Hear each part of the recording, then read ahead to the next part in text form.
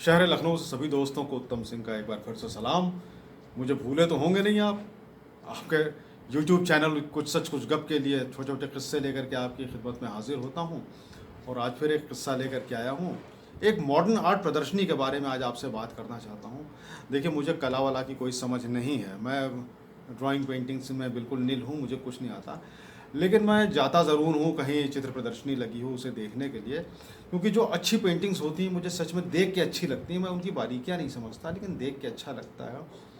तो उन दिनों मेरी पोस्टिंग बैंक के हेड ऑफिस में हज़रतगंज में थी, और मुझे पता चला कि कैसर बाग में जो लाल बारादरी में ललित कला एकेडमी है, वहाँ पर एक चित्र प्रदर्शनी लगी हुई है। वो सामान लंच ब्रेक में मैं 2:30 बजे उठा, मैंने अपनी बाइक उठाई और वहाँ चला गया। फर्स्ट फ्लोर पे वहाँ पर ये एक बड़ा हॉल है, ये पिक्चर गैलरी है जिसमें कि ये एग्जीबिशन लगती हैं।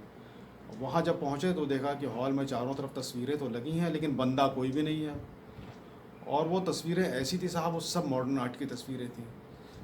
मेरे तो बिल्कुल पल्ले पड़नी नहीं थी कि ये क्या है, क्या इनमें बना हुआ है।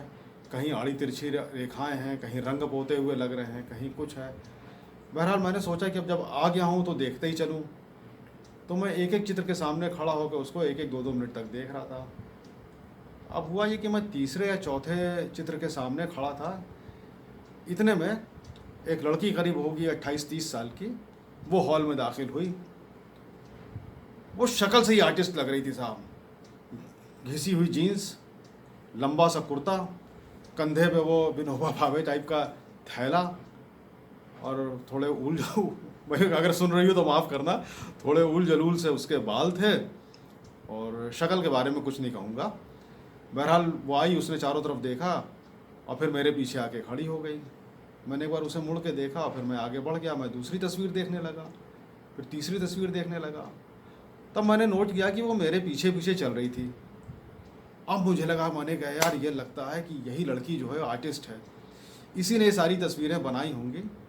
और अब कहीं ये मेरी राय ना पूछे इनके बारे में। अब राय मैं क्या दूंगा, मेरे कुछ पल्ले पड़े तो राय भी दूं।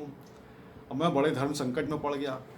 मैं किसी को एकदम से इग्नोर भी नहीं कर सकता और गलत बात कहना भी नहीं चाहता। एकदम से साहब वो दिमाग में एक तरकीब सूझी। मैंने तस्वीर देखते देखते एकदम से जेब में हाथ डाला, अपना मोबाइल निकाला, कान से लगाया और मैं कहना, हेलो, हाँ ठीक है, हाँ हाँ हाँ हाँ, अच्छा अभी आ जाऊँ फ़ौरन, इतनी इमरजेंसी है, अच्छा मैं अभी आता हूँ। उसको मैंने फ़ोन स्विच ऑफ करने का नाटक किया, जेब में रखा, मैं तेज़ी से बाहर निकला। उस लड़की ने घूम के मुझे देखा, लेकिन साहब मैं सीढ़ियों पर खटाखट उतरता हुआ आया और आके अपनी बाइक स्टार्ट की, वो सीधे वहाँ से वापस अपने हेड ऑफिस लौट आया। वो पीछे सोचती हो कि देखो, एक कदरदान कम से कम इस पिक्चर गैलरी में आया था मेरी तस्वीरें देखने, और पता नहीं किस कमबख्त ने फ़ोन कर दिया कि ये भी बिना देखे भाग गया। लेकिन दोस्तों, हकीकत तो यही कि मेरे पल्ले कुछ पड़ नहीं रहा था, आज भी नहीं पड़ता।